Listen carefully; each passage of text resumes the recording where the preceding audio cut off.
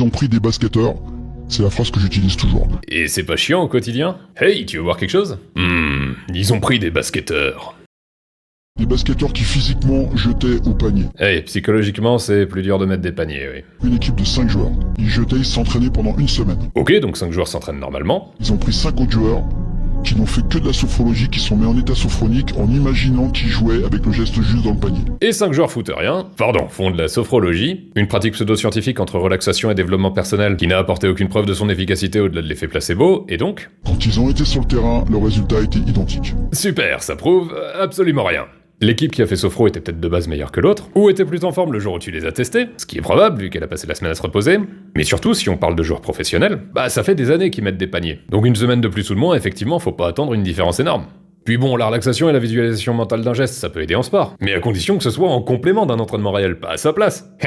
J'ai passé des années à m'imaginer en train de mettre des paniers, je suis le plus grand de tous les basketteurs. Si tu penses que t'es inarrêtable, tu seras inarrêtable. Ok, donc ce que tu fais, tu me trouves un beau mur bien solide, et tu cours très vite dans sa direction en pensant que t'es inarrêtable. Voilà, tu fais cette expérience et tu reviens discuter. Parce que tes pensées, tes croyances, c'est toi qui t'es créé. Même pas, nos pensées on les contrôle pas totalement, parfois on pense à des trucs on sait pas pourquoi. Je l'ai pas fait exprès.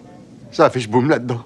Et les croyances non plus, ça dépend de ce qui te convainc ou non. Si les preuves que la Terre est ronde te convainquent, tu peux pas décider de croire qu'elle est plate même en le voulant très fort. Si jamais tu broies du négatif, tu arriveras pas. Après ça oui, la motivation ça joue. Mais c'est pas magique, tu peux être aussi motivé que tu veux. Si tu t'entraînes pas, ça ira jamais pisser bien loin. Moi je sais, j'ai vu chez les sportifs. Moi je fais de la PNL, mais je fais aussi de l'hypnose. Moi j'ai vu, donc moi je sais.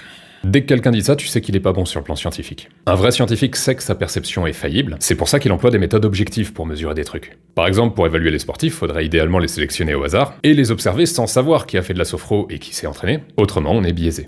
Quand on programme une réussite, on sait qu'on augmente de 80 à 90% le potentiel de réussite. Pas de réussite, de potentielle réussite. Ça, c'est une précaution habituelle de charlatans. Quand leur truc marche pas, ils disent qu'ils vous ont donné le potentiel mais que vous l'avez pas exploité. Comme ça, c'est pratique, c'est toujours de votre faute, jamais de la leur. Si tu fais l'inverse, d'où l'important de l'entourage, ça va être compliqué.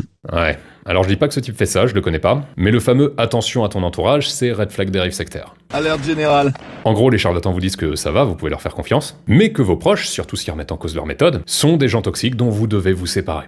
Et c'est souvent comme ça qu'ils isolent leurs victimes pour mieux les manipuler. Malheureusement, le milieu du sport est gangréné d'escrocs, ou au mieux de gens bien intentionnés mais dangereux.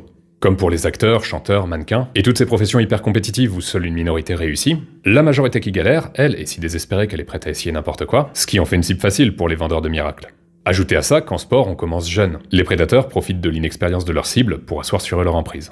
Donc faites particulièrement attention à vos enfants s'ils s'engagent vers ces métiers. Ils seront confrontés très tôt à des personnes qui leur font de très belles promesses, mais qui risquent surtout de foutre leur vie en l'air.